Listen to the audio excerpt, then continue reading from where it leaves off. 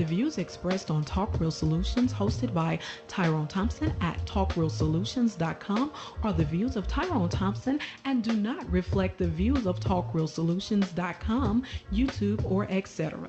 The content here belongs to Talk Real Solutions and its many contributors. Views and opinions expressed by all contributors belong to them and not talkrealsolutions.com or Tyrone Thompson, the host, or etc. All data and information provided on the site is for informational purposes only. Talk Real Solutions makes no representations as to accuracy, completeness, correctness, suitability, or validity of any information on this site and will not be liable for any errors, omissions, or delays in this information or any losses, injuries, or damages arising from its display or use. All information is provided on an as-is basis.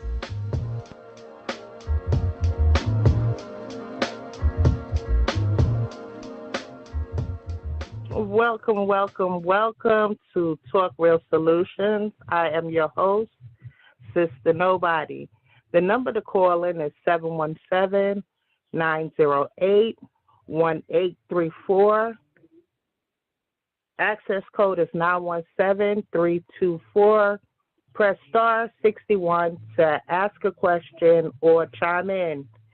Tonight, our guest speaker is Dr. Mitch Long, and the title of the show is Emotional Healing. Dr. Mitch Long, if you can, would you like to introduce yourself, give a little history, background, and then we can shoot right into the topic? Yes, ma'am. My name is Dr. Mitch Long.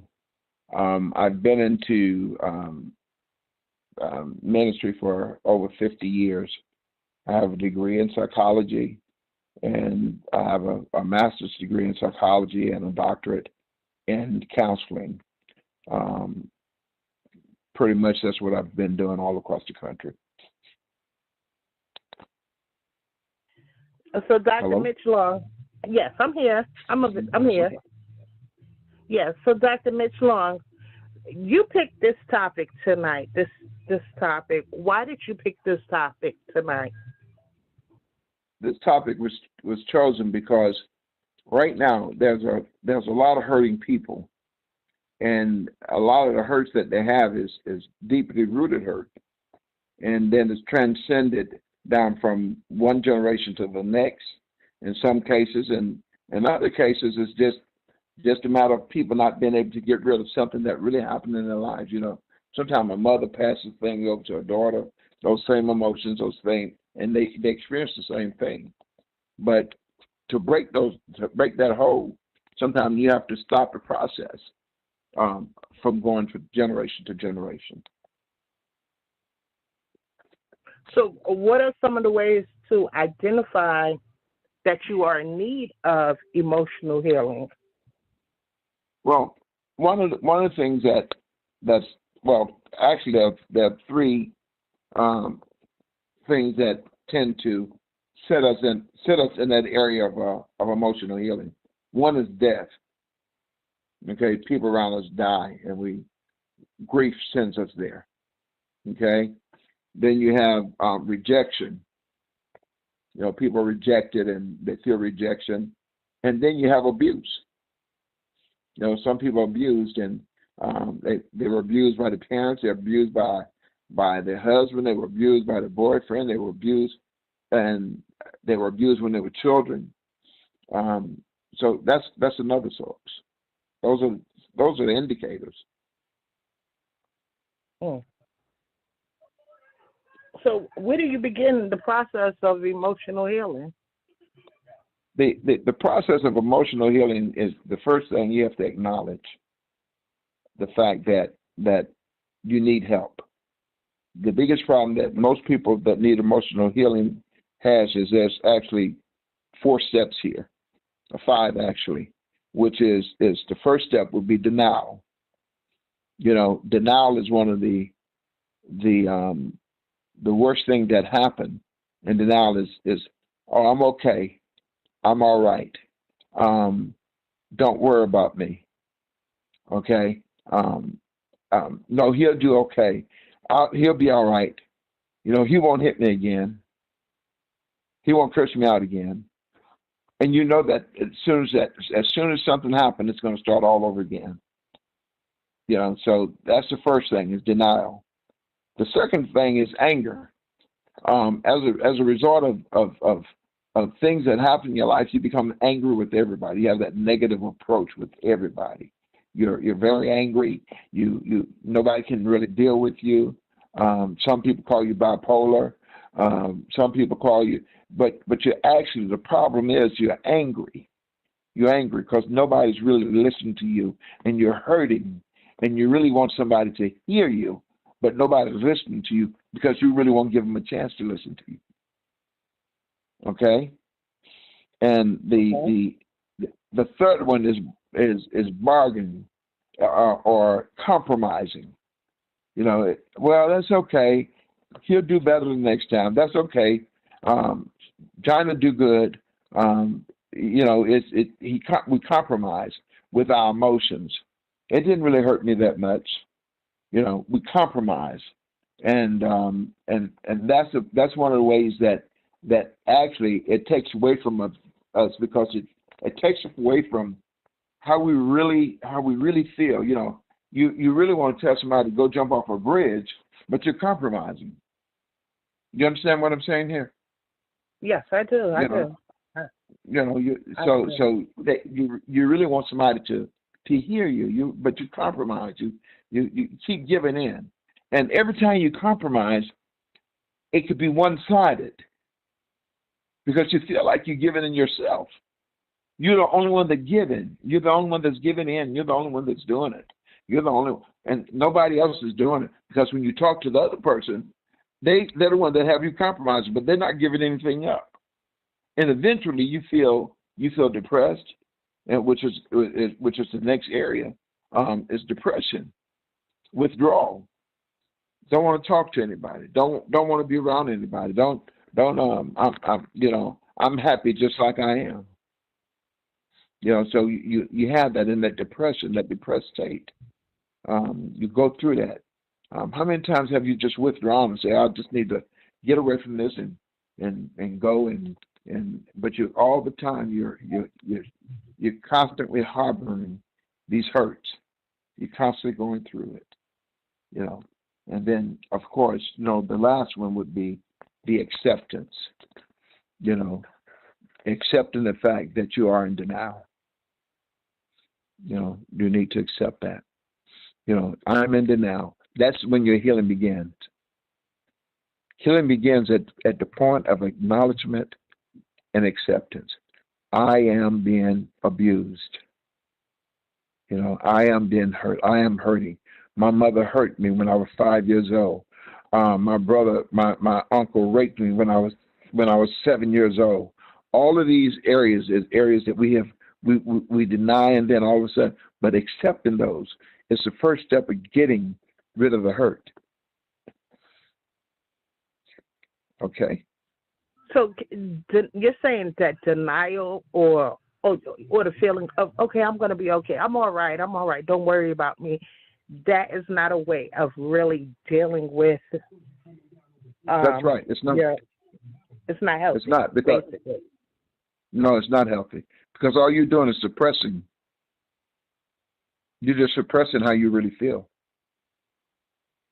And you're compromising. You're suppressing and compromising, and you end up as, woe is me. It's me. Everybody's against me, and you end up with that feeling eventually, because you feel like no one's listening to you. No one hears you. No one sees your hurts. But you're thinking everybody should see your hurt, but they don't unless you speak. Well, that's like being an onion, right? You become unraveled, right? But there you go. I mean, okay. Now, could that be viewed as? I mean, you say that's healing, but can that be viewed as? I guess I'm going to say like. Like, yeah, like you're beating yourself up by speaking on it. Like, because sometimes people have the mindset of, I don't want to hear that. I don't want to hear that. So Mm-hmm. when you hear someone saying that, hey, I'm in pain, I'm hurting, uh, Mm-hmm. is that a bad way to respond to them? Like, I don't want to hear that. Like, pull up your bootstraps. You get back out there. Is that No, the wrong way of dealing with that? yeah, it is, because that's what most women, and I'm using this. That's what most women do with male children. Okay, get on back out there and fight. Well, you can do it. Be a man. You understand what I'm saying? And he Right. said, Mom, I'm hurting, but you're not looking at my hurt. You're telling me to go back out there. And then he goes back out. When he goes back out there, he goes back out there angry. And then he ends up killing somebody or hurting somebody real bad or doing something real stupid. And that's not just for men, but for women too, young ladies too. Right. So because they want to be heard, but no one is really listening to them, because you think they're just jabbering and going on and on with whatever they're going on. But they're trying to find a way to communicate. And sometimes they just need you to listen. Don't respond, just listen. Let them talk it out. But how is that helping the person? It's easy because once they release it, then you can respond. Otherwise, if you do anything before then, it's going to be like you're judging them. You're trying to tell them what to do, and you're not doing that. You want to listen to them. Listen to what they're saying. Let them get it out. Then talk about those issues that is there. Don't talk about your dad. Don't talk about your mama. What are those issues that's going through with you? What are you dealing with? Why are you feeling the way you feel? Why are you so angry? I'm angry because nobody listened to me. And the only way I can get somebody to listen to me is I got to go out and shoot up a school. I got to go out and, you understand what I'm saying? Right. Right. I got to act out of character. There you go. I got to do something real bad before somebody's really going to listen to me. Because when I try to do it this way, nobody will listen to me. They tell me, oh, that's okay. You just be a man or be a woman and go ahead and do what you got to do. And don't worry about that. And that's not true. That's not true, because what happened is those become embedded emotions. And embedded emotions are the worst emotions of all. Because when they explode, they usually explode in a way that is not healthy. It's uncontrollable. Uncontrollable. Yeah. Wow. And then all of a sudden you find yourself in trouble. Now you're back in a situation that you can't get out of. But one of the other areas is that a lot of times with women that go into relationships, okay, and some of the relationship they have they're soul tie relationship, okay, and soul tie relationships are relationships that it doesn't matter who the person is, you're looking for the same sort of individual to do the same sort of thing to you. You have a soul tied to that condition, to that person, to that particular. I want to use the word spirit, to that spirit. So anybody you attract those kind of people to you, and a lot of times you're attracting those same people that keep hurting you. The same type of people that keep hurting you. It starts off real good from the start, and after that, it all blows up. Okay? Because you're attracting them. Now, at the same time, you have to be putting something out too that's causing this to happen, right? The story is not one-sided. It's not one-sided. So you have to find your inner self first, your inner peace first. So in order for your emotional healing to take place. A lot of times people go into relationships carrying a package, a bundle, a household of of mess in that relationship with them. As soon as they get into the new relationship, they dump that entire house on that individual. You understand what I'm saying? Right. I get what you're And saying. now the individual is overwhelmed, and he's responding because you don't dump. I'm just using it. You've dumped all this stuff on him, and he don't know how to deal with it.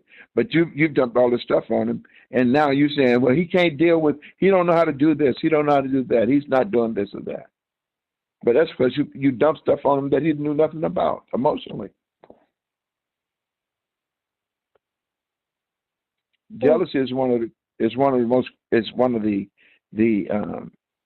I would say the most cruelest emotion there is. Now, why do you say that? Because what it does, it blocks. Now, are you speaking from a person being jealous, or a person that is how can I say it? Are you speaking from a person being jealous, or the other way around, or receiving or a person that's receiving the jealousy? Am I saying it correct? Yeah, you're good. It's actually from both sides. Okay, gotcha. It could be from both sides. One receiving and one giving. Okay, so what really happens is a person that is extremely jealous, he blocks everything that comes in a direction. A person that comes in the direction of that relationship, he'll block everything. He'll block the mama, the dad, the children, everybody out because he's jealous of everything. Okay, and everybody.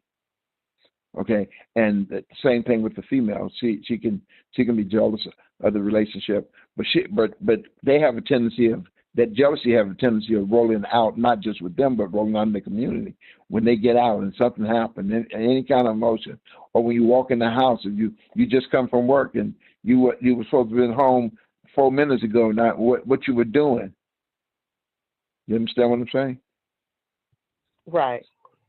So it gets to that this point. This all stems from not being emotionally healed, correct? That's exactly right. I've been hurt. Somebody hurt me. And now everybody that I come in contact with is going to feel my wrath. I'm angry. I need that healing. I need that to take place. And there's a Greek word that's called rizzo. Okay? And rizzo is a root of something. Okay? They said that the Bible talks in regards to a sycamore tree and a mulberry tree. I'm using this as so you can understand. But the thing about the sycamore tree is that the roots are as deep as the tree is tall. So they're very deep-rooted hurt in our lives. You understand what I'm saying? Right. It's just as much as you're showing on the top, that's as much as on the inside and on the bottom. And sometimes we have to work to get the deeply rooted things out.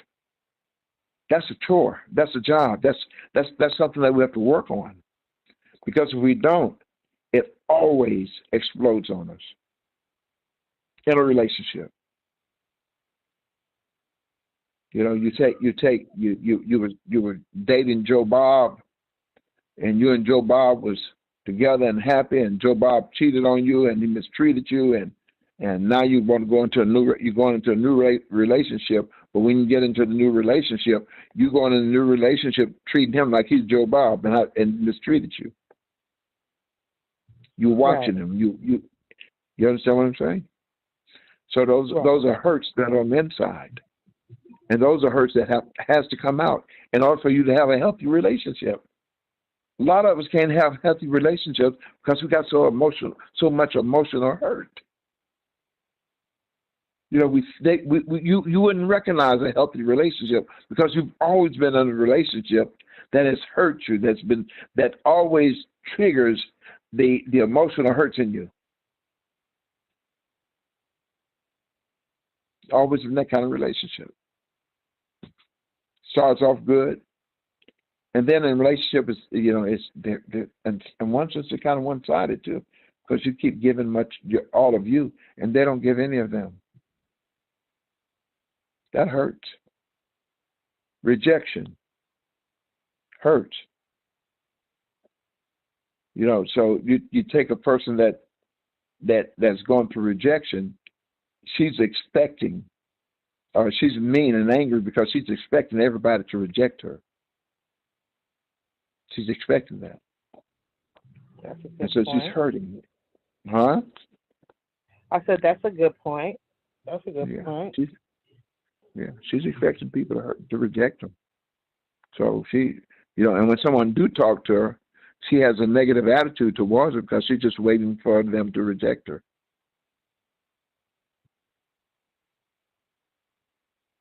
Good point. So okay. So all of these emotions need to be healed. Correct. Yes. There's no one method to fix all. Correct. What are some of the things? Go ahead. Oh, go ahead. Well, I don't know. I should let you finish. Go ahead. No, I was saying that there's no one method to fix all. And then I forgot what else I was going to say. but believe it or not, there's one method that fits all. Okay, and that is understanding who you are, and I have to say this: understanding who you are in the Lord, where you are, being able to release that. A lot of people don't want that. They don't want to hear that. But that's the only place where you can release everything and get rid of everything and let it go. You can go through counseling and counseling and counseling and counseling. That's why every time you go through counseling, they always talk about a higher power. What's your higher power? So you're saying that man, male or female, when I say man, needs a higher power to emotionally heal? Yeah.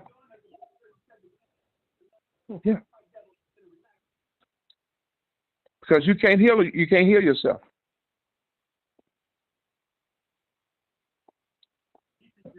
Can't heal yourself, but I mean, go ahead. But but there are people you can talk to and yeah, but they're just gonna give you opinions. Okay. They're just gonna give you opinions. Okay, but that does not feed the hurt. That does not feed it gives you a way to cope. They give you coping skills. The word cope means that you're gonna still have a problem, but you're gonna still, and they're giving you a way to cope with the problem. So the problem has not gone away. Okay. So in order to release it, you need a belief system or a higher power to release it too. Yeah, you first of all need to learn how to forgive.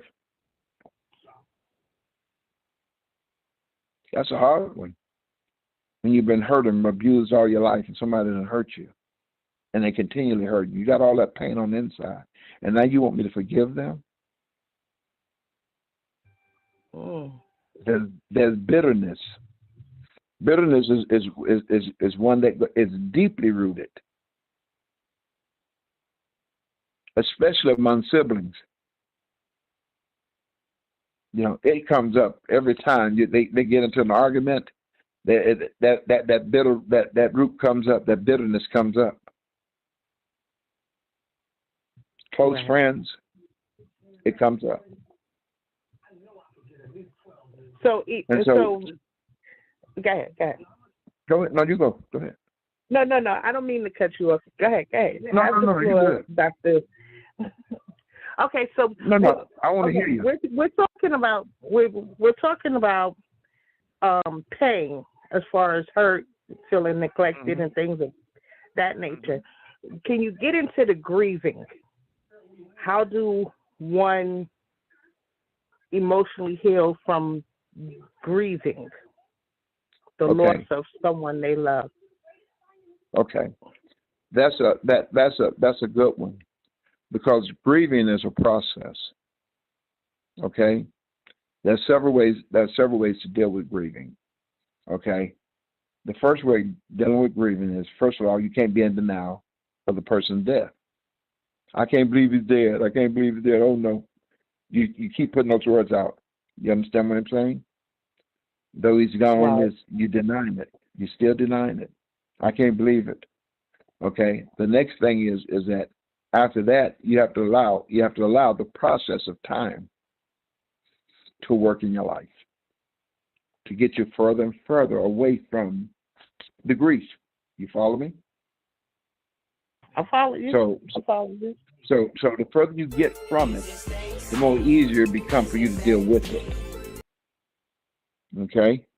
So let's say, does it mean that you're not going to have pain? Does it mean that you're not going to suffer something? Does it mean that sometimes you're not going to cry? Nope. It means you may think about them and you may start crying. But but one of the best ways of doing it is to taking the good things that they've done, the things that made you smile, the things that made you laugh. When you start to go down in that hole, think about those things that they did to make you smile and laugh. Think about those things. And then that brings you out. But if you don't, you go in a state of depression. Now, You know.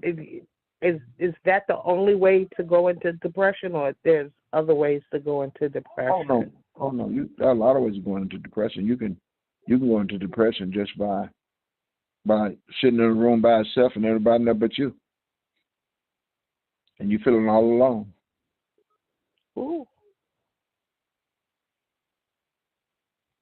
It can cause depression. Based on your experience, what does depression look like? Well, based on your experience. Some of the characteristics of depression is isolation.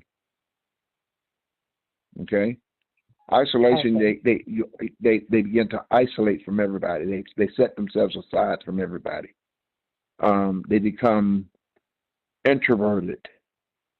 They really don't want to be bothered with no one. Even when they go out, they don't really want to go out. They don't want to do anything. They want to, if they do something, they want to do something where it's just them by themselves. They don't want nobody else in there with them. Okay, it's like they're in their cocoon, and they don't want nobody in their cocoon with them. Okay, and that depression starts there, and then some people cope with it. Then now watch this. Then they say, well, I'm gonna go get me something to drink. That's gonna help my depression. No, it isn't. It's gonna make it worse. Okay, right. I'm gonna get me something to smoke. It's not gonna make it. It's not gonna make it better. It's gonna make it worse, because when you come down, the problem still is gonna be there. Okay, so it's not gonna make it. You may feel good for that moment, but what happens is the problem is still there. You have to be able to bring the problem to an end. Okay, and there's a word that's called telos, telos. That means an end.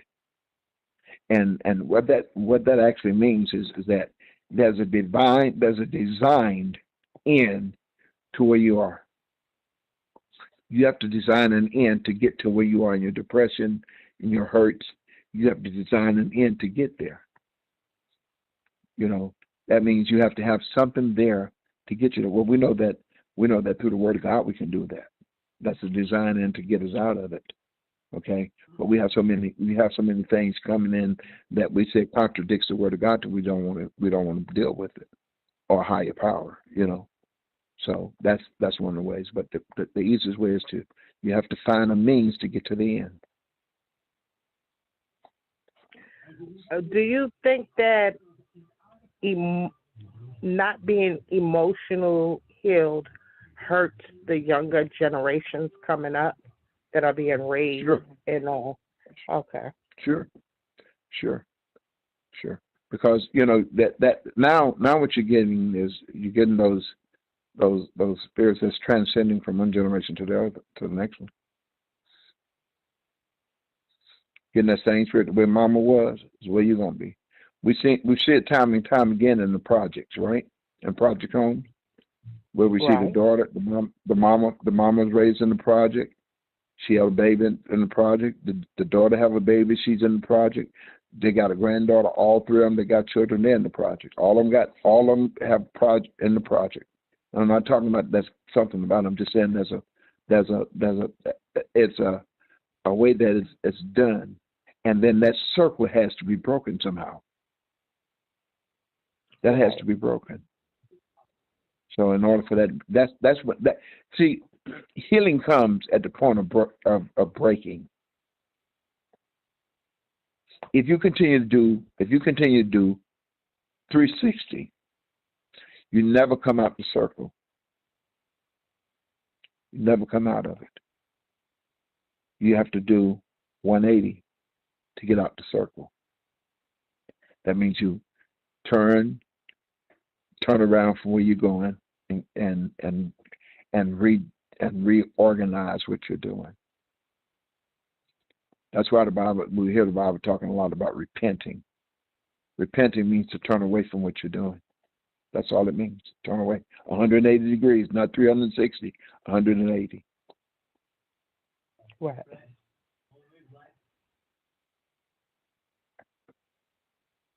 Well, we have Dr. Mitch Long on the line. If anybody would like to chime in or ask a question, dial star 61 to raise your hand. Uh, Dr. Long, I mean, but still, there's not one method that fits all. And we see in our communities and in households that not being emotional healed is passed on. But what are some of the ways that we could, fix that besides repenting? Outside of repenting, what are some of the ways that we could fix that as a people? As a people, the way we do it is, you remember at one point, it was said to take a village to raise a child, and what it is that we have to learn how to be. Well, let me say this: back in the 60s, the early 60s, and the 50s even, we had professional help in our communities. All your lawyers and doctors and all the professional people were in our community because they couldn't go no place else and live. We had stores and everything, and all those places was places where we could go and actually we didn't have to run to the doctor. We could talk to. We see the doctor down at the corner store. Okay, we saw professional people. We saw professional people there, but when the integration came in, all those professional people left our communities. They left. And then what happened, we left a community that now you can't go down the store and see a professional person. All he can see is a drug pusher. Okay, on the corner. He don't have that mentor that he once had. When I was growing up, I can go down to the corner store, or we have a store that you could go down to, and it was a meat market in the store. You could buy your meat there and everything. You could go there and get you a honey bun and a bologna sandwich for a dime. But the most important thing is there were people that knew you, and if you were going through something, somebody in that community would say, "Boy, what's wrong with you?" And you could sit down and talk to them. Or I heard you having problems at school. What's up? What's going on? That's what took place in the community. We don't have that now. No, we don't have that now. Kids come home from school and they're in the house. Then inside the house, once they come from school, then and inside the house on the video machine. They don't have that. You said video machine. I got you. I got you. well, so how do the working people, the people that are between the ages of 60 and 45, make a connection with the children in their community in order to, I guess, stop um, or to help, or I'm gonna say just stop the emotional hurt. Am I saying it right? Okay, yeah. The way you could stop it is this. Okay, I got a full glass of water, right? And with that full glass of water, if I put more water in it, what's going to happen? It's gonna run over. It's going to run over, right? That's Yes. waste, isn't it? Okay, but what happens if I dump the water out and start over? Okay. Then the glass I will can get full refill. of water. I can get. I can get more into that glass, right? But so Right. what's happening is we're not emptying our cups. We're letting our cups run over, and because we're not emptying our cups, we're not putting anything else in that's pertinent to us as a people because we got full cups. Our cups are full. I'm not going back over there and mess with those people. My cup's Right. full. I You know, completely I don't care if that little girl over there. I don't care if that little girl over there's getting raped. Her daddy beating her, mama beating her. I don't care about that. My cup is full. I don't care if that little boy down the street, his mom is just barely working, and he's not getting anything to eat. He only time he gets something to eat is when he go to school. I don't care about that. That ain't my problem. So what happened when you see that, then that child see you having a full cup and his cup, and he don't have anything, very little in his cup, but you're not willing to share what's in your cup with him. You're not even willing to dump it out and get some more in it so you can share with him. Mm. That's what we're experiencing.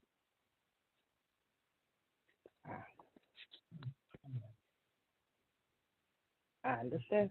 I understand. I understand. So to you, in your opinion, integration was a detriment to the black community. It was. It was. It separated us. You know, Right. I grew up down in Miami. And we had down in Miami. We had one beach, which was called Virginia Key Beach, and that beach was where all the blacks went. Okay, that's the only beach that blacks should go to in Miami.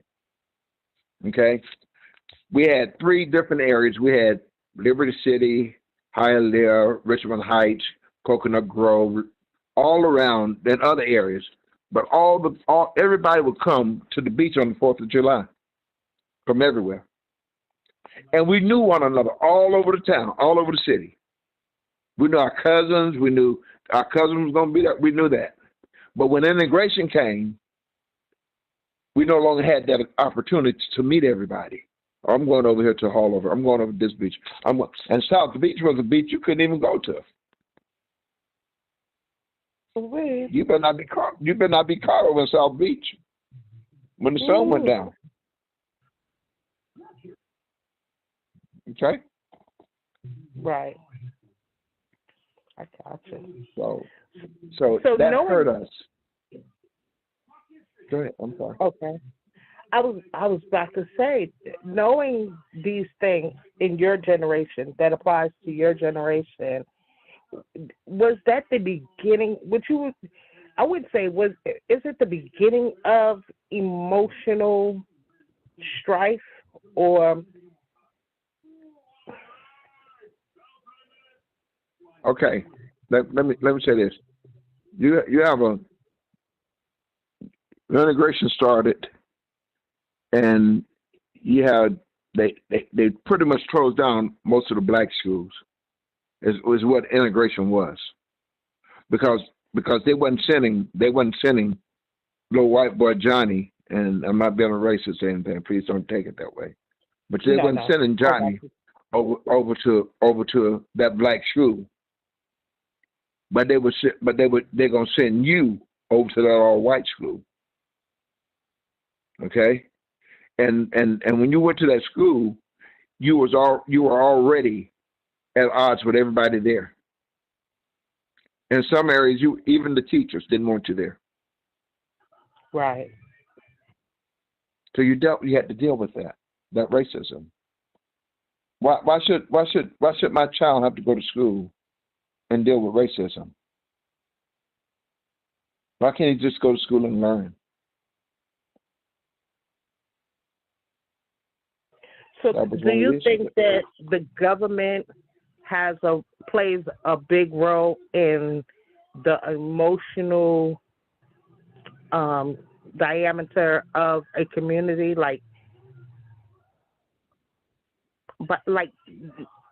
limiting access to things and changing things, causing emotional strife in the community? You think the government plays a role in that?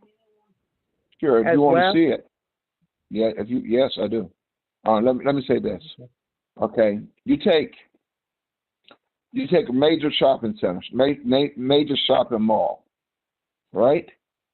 That at one time was in a lily white area. Okay.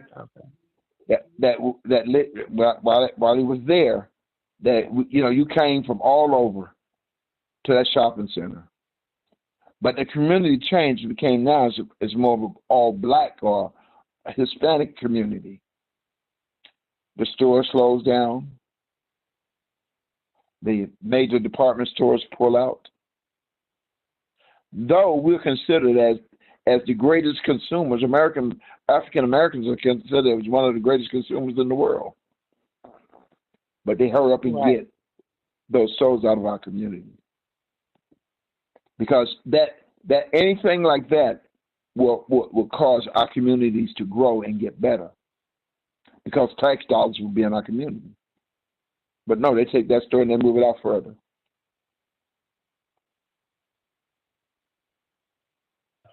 And you witnessed this as you was growing up. I witnessed it as I was growing up. I saw it with churches. Community change. They buy a church on the outside of town, out in the country where ain't nobody out there, and they leave that church and they sell that church to another black, hopefully a black church or a Hispanic church, because they won't have nothing to do with it. The same people, they won't have nothing to do with it. They move out a little further, and that's common throughout the South. Right. So we have all these things impacting us in the emotional that would lead to us being in need of emotion. Yeah. You got a guy in the White House, and no offense, got a guy in the White House that's telling us all this is going to be done away with because we ain't letting y'all do that no more. Basically, what's been said. So what you trying to do is put stress on our community again. All right. Dr. Mitch, we got Yeshua on the line. I think I opened up your line, Yeshua. Oh, well, hey, Yeshua. All right. Wait. Your line is open, right? Okay. Right, you hear me? Yes, I hear you. Oh, yeah. Yes, doctor. I'm glad to hear you. Thank you, nobody. This is a fresh breath, a fresh of good air because because we're talking about us. We're not talking about nothing else. We're talking about us. If you don't know what I mean, but I want to say that doctor, there's been several attempts for black people to build, become empowered economically, but there's there tends to be this assault on black proprietorship. And when I say that, they tend to, like, for example, in California, about 5 or 7 years ago, these black investors outbidded a mall on Crenshaw Boulevard, Crenshaw Mall, and the black investors outbidded outbidded them. And guess what they did? They still gave it to the white people, the white investors. You're talking about the one up off right before you get to past Washington up there. Yeah, it's right across from Exposition. Right, Exposition, exactly. Leimert Park at that area. Yeah. So they, in fact, had, and my idea was, if that's the name of the game, is that if these black investors played the game and beat them at their own game, then what's the problem? But see, I get it. They didn't want the blacks up there. That's just one example. There's another example that's going on with this thing where there's this assault on black empowerment and black proprietorship and black development, etc. It's the black farmers. The black farmers are totally under attack. There used to be 37 black farmers. Now there's only, say, 8 or 9 or 10 or something like that. You know what I'm saying? There's been this vicious assault on black farmers. So it's not the fact, from from what I see, it's not the fact that blacks, that there are people are not trying to. We know what we have to do, but there's this assault to keep us locked out. There's a black woman who has a farmer's market, and these particular white folks here in Pennsylvania, where I'm at, in Delaware, they came against her and threw all types of things at her. And now she has to share her business now just to deal with that nonsense. She has to go to court with them. She has to go to this, I guess, city council and all that, and fight them in order to keep her farmer's market. Let me interject here. Can I interject for a second? Yes, sir. Yes. I want you to listen. I want you to listen. Who's the greatest consumer in America, in the world? The greatest consumer? The greatest? The greatest. I mean, I know black people. Who consume the most, right? Blacks, right? Yeah, right. Yep. Yeah. Yeah, we're the consumers in the world. Okay, right. And we really are. Okay, in America, we I mean, back in the early 70s, we were doing around Christmas. We were doing over $1 billion in sales. Just people selling to black people. Okay, now it's up over probably close to $10 billion. But what we do is this is the problem. What we do is we take our money, we put it in other neighborhoods, but we don't put anything back into black businesses. That revenue, that money, that $10 billion, I guarantee you, not $100 million went to black businesses. All right. Okay. Because what we don't do is we don't support one another. Right. We don't support, and if we support, look, Black Wall Street in Tulsa was so great was the fact that blacks supported blacks. They did not need anything else. They didn't need the Caucasian people. They didn't need the Mexican. They supported their own selves. Okay, so if we learn how to support one another, but what we'll do is we'll go in and complain. We're going to complain about, his business ain't this, his business isn't that. No, it'll never be this or that because you're not putting any money in his business. He's struggling to try to make. You're not invest. But you can go over to Walmart. Walmart is this and that, and all your money is going to Walmart. Right. Yeah, Walmart can have clean floors and beautiful paintings and beautiful merchandise because you're investing back into it. Right. If we're not investing in our communities, don't expect our communities to come. And it is known that if we ever get on that track, so when we start investing among ourselves, what happened is that they know what's going to happen. Right. They know what's going to happen. Yeah. But let me interject this, and I think this is one of our issues. And now this is a personal perception of mine. Okay. Mm-hmm. What I do believe that we don't have communities. We have neighborhoods now.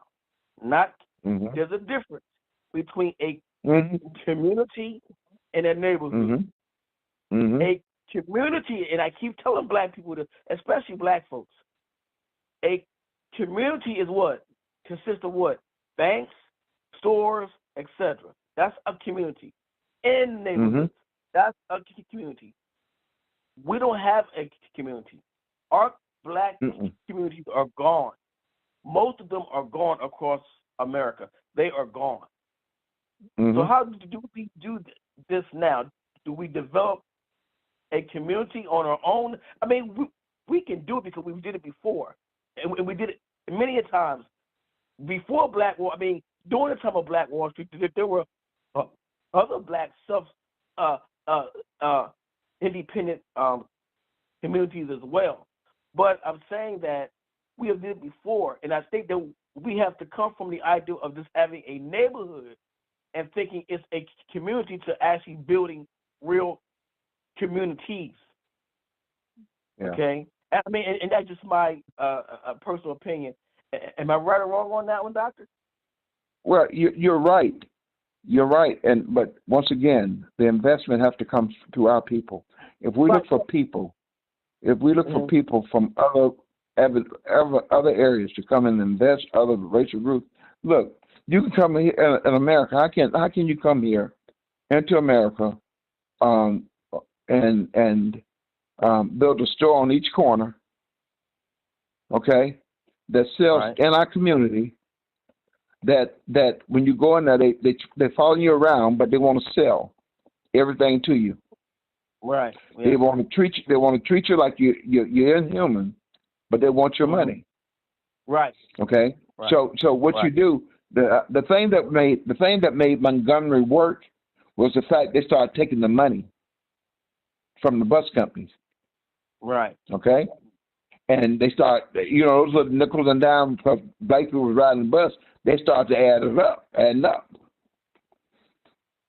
So when they boycotted the buses, that's one of the things that happened. Okay. But what we do with black businesses is we don't take a chance. We don't have time to go and say let's just go in. I'll give you another example. Cubans came into Miami off a boat. Okay, a little bit over 60 years ago, and Miami is full right now of Cuban businesses. That's all that's there. Hispanic businesses. Okay, primarily because they keep their money in their communities. We don't do that. Yeah. We don't do that. We don't put our.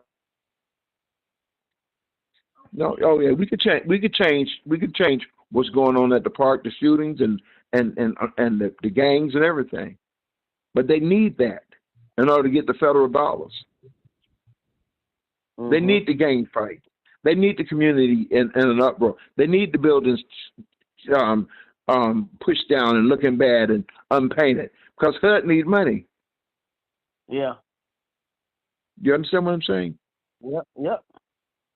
So if we knew how to do that, and then with Dr. Long, I don't mean to cut you off, but how do you go against the government who is doing the blocking of proprietorship and black business ownership and black communities thriving. You know what? How do you know why they do that? that? You know why they can do that? Because you're coming for their money. You're coming for their money. But if you have money already in your community, that's in your community, and businesses doing business in your community, that will cause your community to flourish. But when you have to go outside of your community to get business to come back in, get money to come back in your community, they're gonna put you in a red light district. They're gonna put you right there. Now, they're gonna put that line on, or that's it. Yeah, and they're doing that today as well as in certain, in certain areas where it's predominantly black. They're trying to cut those districts up now because they see that those blacks, when it comes to voting and voting for certain politicians in that particular area, those blacks do not vote for white politicians. They only vote for the black politicians. So they said, how can we break that up? So they're going to break it up by, first of all, they're going to gentrify it as much as they can. But the most important thing, what they're going to do is start to put up take those districts and break them up. And that's what they're going to do. And then they might even tell one district, y'all can't vote in this election anymore because you're a different district now. You see, that's the game that they try to play all the time. So, but yeah. But that's another thing that comes with that, with them playing that with those different districts. I remember when I don't know how old you are, but we used to have White Town and Black Town. Okay, White Town was where the white folks were, and Black Town was where the black people was. Okay, and what would happen is that when black towns start growing, they would come and set them on fire. You see, because of that kind of hate towards your business. Right. So we have to be able to come in and be self-sufficient without needing anything from anybody else. All right. Come in and be self-sufficient and say, this is what we're going to do. This is how we're going to do it, and we don't need your money. Right. And doctor, and one of the problems is, and what I see that we don't see ourselves as a nation within a nation. We won't do that. We just want, and it behooves me about our people. We don't see ourselves as a nation within a nation. We see ourselves as the straight Americans. And I keep telling black folks, no. You have to see yourself as a nation within a nation. Because when you see yourself with a nation within a nation, then your mindset becomes that now we need to unify amongst us. Because once you unify, then you're going to naturally spend your dollars with other black people. You're not going to want to spend your dollars with other folk who don't look like you. You see, and I think that's another problem that that's another psychosis, sickness, and illness that we have amongst our people. I think the great book, the Willie Lynch letter, was a very powerful symposium to kind of read and understand why we think the way we think and why we continue to do the things. In some cases, we do some of the things that we still do because we haven't gotten in our mind about a nation within a nation. I remember Jesse Jackson used to say nation time. And I think he did a speech based on that just those words he was using, nation time. And I think that we don't see ourselves as a nation, so we continue to have this issue with the dollar circulating back and forth in our community 4, 5, 6, 7 times before it even does go out. We just won't do it. And I think that's part of our sickness. And I think that I think eventually we're going to be forced because this guy that we got in office, he's going to force us to do some things. Well, emotionally, on the emotional side, on the emotional healing side, what has to take place is we have to become a healed nation. Yeah, we're still on abuse. We still on abused and bruised and hated nation. Okay, right. of people. You know, and I'm not saying all people hate us, but I'm saying, but the bulk of that society, of the white society, hate us. You know, Yeah. or they Doctor, envy us. You know what? Yeah. I'm gonna say this right quick, and then I'm gonna back away. I'm gonna back off and let somebody else talk. What I would say, nobody likes us. That's my own personal feeling. Everybody, everybody dislikes. They want a piece of us, but they don't dislike us. The Arabs don't like That's us. right. The Chinese don't like us. The Koreans don't like us. The East Asians don't like us. And of course, we know white folks. White folks are they're the reason why those other groups feel like that about us in the first place. It's because of them. They set that. And the Africans don't like us. Yeah, and we got to deal with that situation as well. Okay, so I'm saying that we, in fact, what I always say. I remember I was talking to some brothers. We were talking about rap music, and we were talking about how the Latinos were trying to claim that they were part of rap and they helped start rap. And these brothers were like saying, no. The issue is that one young brother said, no one likes us, and I thought that was very profound coming from a young man. He said, no one likes us. Period. You see, and I was agreeing with him too. I said he's right about that. No one likes us. And everybody's, and some of it is jealousy. Some of it's different things that they're involved in that. But I do I did agree with that young man. But I'm gonna back away and let someone else talk. I know somebody else might be on the line waiting, but thank you. Yeah, you too, Yeshua. God bless you. So thank you, Yeshua. So Dr. Long, with all of this compiled stresses, where can you start? You know, you get what I'm saying? Like, as an individual, you could.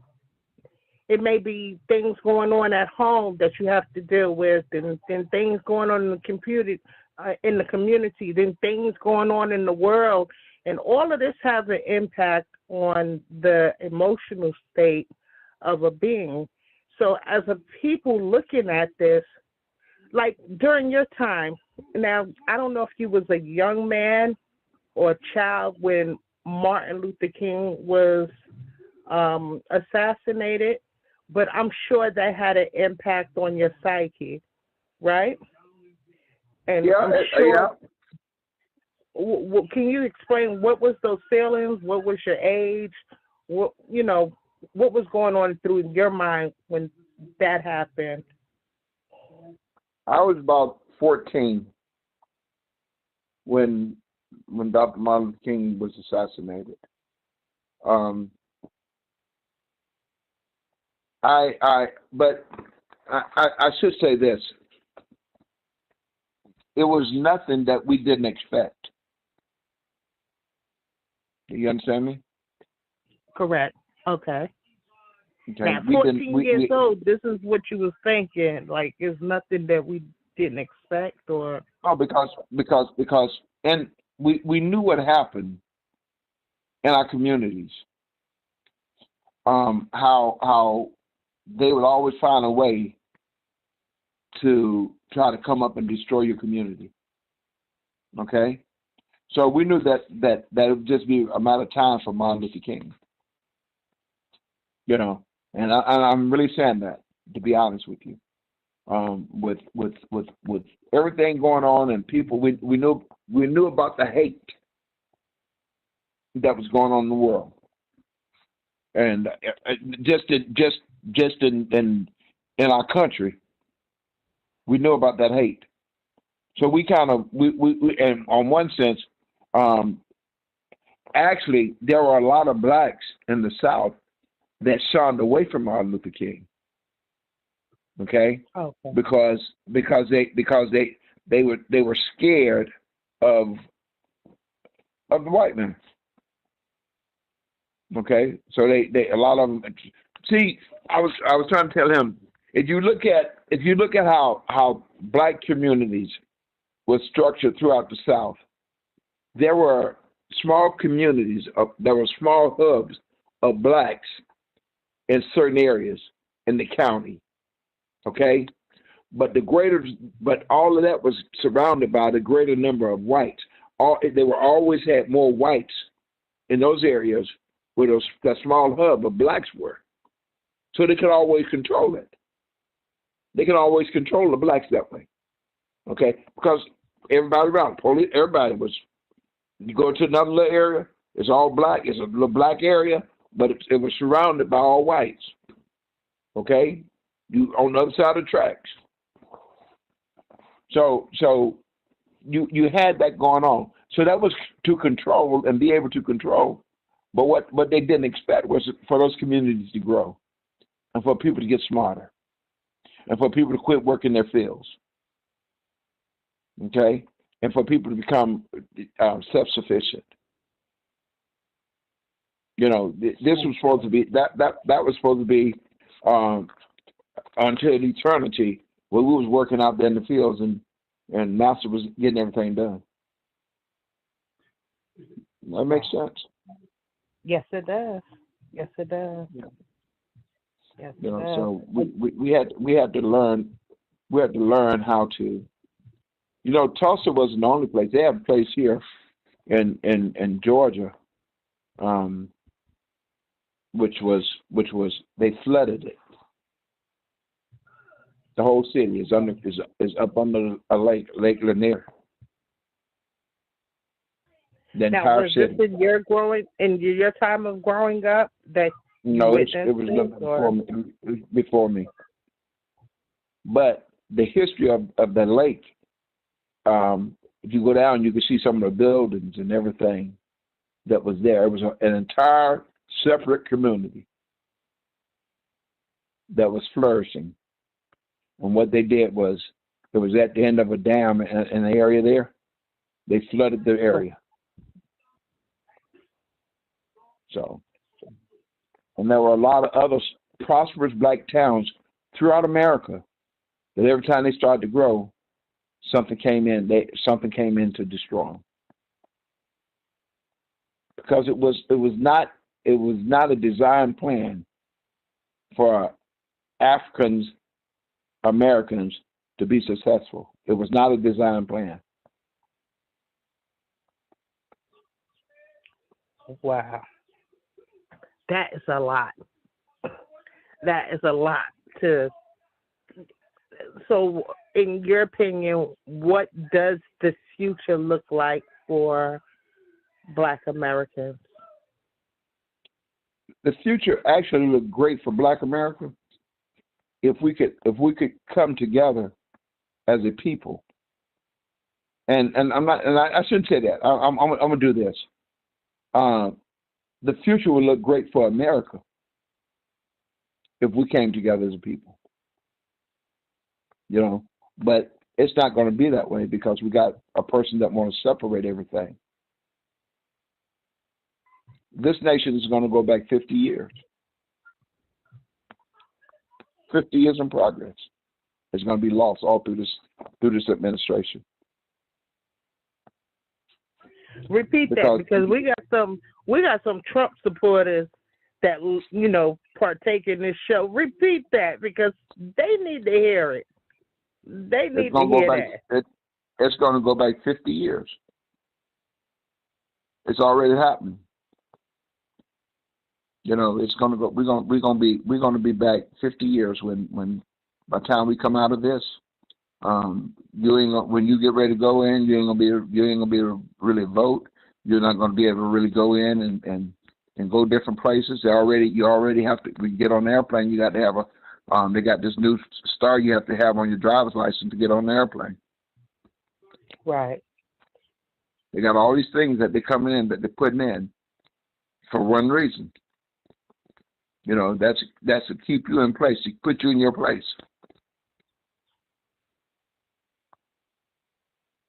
to get you put in your place where you know who you are. Your president made a statement concerning African Americans when he was talking about deporting all the Mexicans. He was saying, well, because they're taking all y'all jobs. Okay. Okay. They're taking all y'all jobs. That's why. And so his thing is to get all these people that African Americans that are here, that are not working, that are not doing, that they're on welfare, they're on this, they're on that, they got issues and everything. They're gonna put you back out in the field, let you cut their cotton. Wow. Get back out in the field. How long can you stick around, Dr. Long? I know you. How long can you stick around, or what's your they can time ask frame questions. looking like? Okay. Okay. Well, I don't have anybody else that want to chime in. Dial *61. If you have a question or would like to chime in. Okay. Nobody has raised their hand yet, so. Wow. So as a people, we need to individually address and identify the things that we need to emotionally heal, correct? And then we could pour back into our community. We need that healing. We need that healing. We need that healing more than any other race in the world. Okay? Right. From that side of it, we need that healing. Because right now, they depending on your black brothers to kill one another. They dependent on that. That's what's going to happen. Black on black crime. Right. That's how you exterminate a people. You let self extermination take place. Let them exterminate their own selves. I just give them the material, the weapons, and the drugs and whatever else they need, and they'll fight among themselves. So, Dr. Long, let me ask you a question, because some of us have spoken on the fact that military weapons have winded up in different communities during as teenage years started. Did that happen to y'all as well? You know, your age group as well, where military weapons winded up in the community? No. We were a different kind of people. I'll tell you that. Because really, we cared about one another, first of all. And back when I was growing up, you just put your dukes up. We're gonna fight. Put your dukes up. Everybody's not gonna be going out there and shooting and killing one another. Okay. No, but as it got further and further along, then people started pulling out guns and killing one another.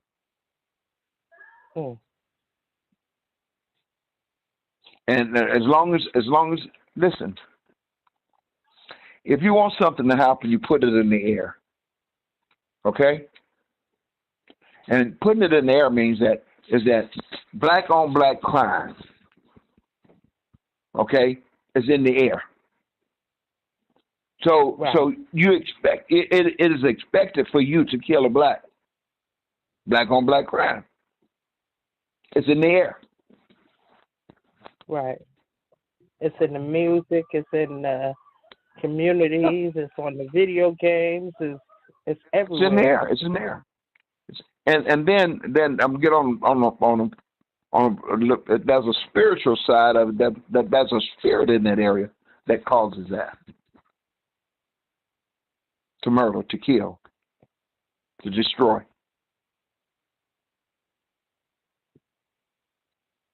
Okay. To separate.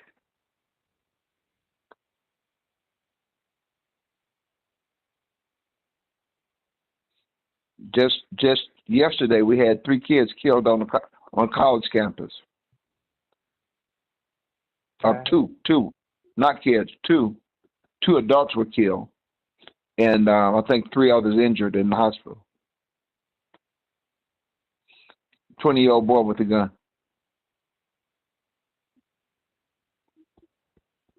Mm-hmm. And that boy was white, and he was hurting. That's why he did it. He wanted attention. You understand what I'm saying? Right, I got you. Yeah. I understand. It's everywhere. It's all around. I got you. Well, thank you, Dr. Mitch Long, for coming on to the show. I will send you the. Thank you for having me. If you have anything else you want to share, maybe if you want to share anything else. No, we're good. We're good for now. I just wanna thank you for allowing me to come on, and Davis, and that God will bless you and keep you, and the other young man, that God will bless them too. Thank you. Thank you, everybody. Thank you for listening. Thank you for participating, Yahshua, asking questions. And again, this show was titled Emotional Healing, and the guest speaker tonight was Dr. Mitch Long. Thank you, Dr. Mitch Long, for coming on to Solutions. Yeah, and yes, and I also want to say thank you as well, Doc. It's one more key point I do want to say that I think that I am a traditionalist when it comes to history, and I think that we still have not been yet forthright in understanding and to know the importance of our history. Mm-hmm. We tend to not think that that's not important, and I think that and I think that's part of our problem, and why we can't heal properly. We're true. Healing individually, but we're not healing as a whole because we don't think our history is important. We want to party and bull crap and joke around and laugh and giggle, and we want to love America so much, and we forget about our own. And I think that's part of the problem. That's why when I came on, having someone on like yourself and nobody bring you on, I said it was a breath of fresh air. Because we have folks who believe in this system so much, they cannot see through their left shoes that this guy is he's going to harm this country, and most definitely he's going to harm black people. They just don't see that. And that's because they don't want to take their history seriously. And I think that's part of the problem. You can go back and look at the history of this guy that's in the White House. Yeah. And you can see his treatment. How his treatment has always been with blacks. Right. Yeah. Even as with his apartment buildings, with his high towers and all of that. Exactly. All of that. Exactly. Same thing with this Elon Musk. I mean, he's really dangerous. People don't know how dangerous this guy really is. He's really dangerous. He's from an apartheid system. He loves the apartheid system. That's why he's here. He's trying to bring that system here. Now, we already got a form of apartheid anyway in America. But I'm saying he really wants to bring that system here fully. Mm-hmm. So he's really, really dangerous. And there are black men who love this dude. There are black men that will come on and say, well, I like, Elon Musk, and I get what he said. No, you have no business liking him. Really? Well, let me interject. Go They ahead. like him because their pocketbooks are getting fat. Okay? They like him because he's putting money in their pockets. And what I mean by that is with his investments, with the stuff that he's doing, and with this guy here. That's why greed is the worst. It's the worst thing of all.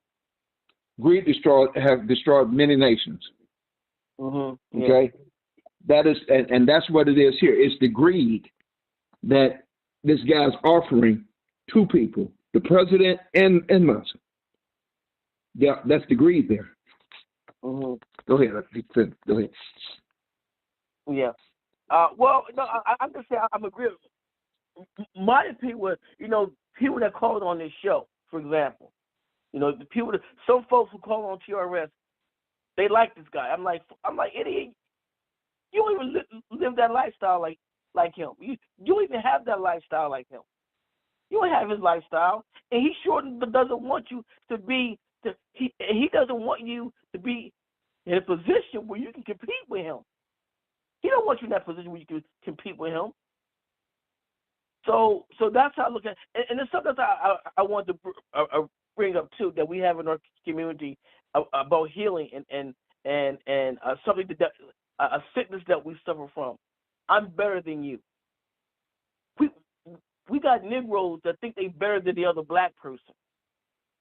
Okay, we got Negroes that talk down on other black people because they think they're better, not because it's criticism of trying to get behaviors together and get things together, but it's the fact that in some cases they just actually think they're better than other black people. So they have this thing where they can come on and be critical of black people when they can't. I always tell black people this, don't be so critical because you can't employ the same folks you're criticizing. You cannot employ them. You can't employ them. You can't give them a job. You can't give them a wage. You can't do nothing. So that's what I want to say. That you can answer that, but that's some of the stuff that we have in our communities, so that we have to heal from. And again, we are a nation within a nation, and I can't stress that. I can't stress that enough. That we are a nation within a nation. But that's all I gotta say. Thank you, Joshua. And again, thank you, Dr. Mitch Long, for coming on to Talk Real Solutions. And I'm going to open up the lines and keep the lines open for anybody that would like to speak. Thank you, Dr. Mitch Long. You're welcome.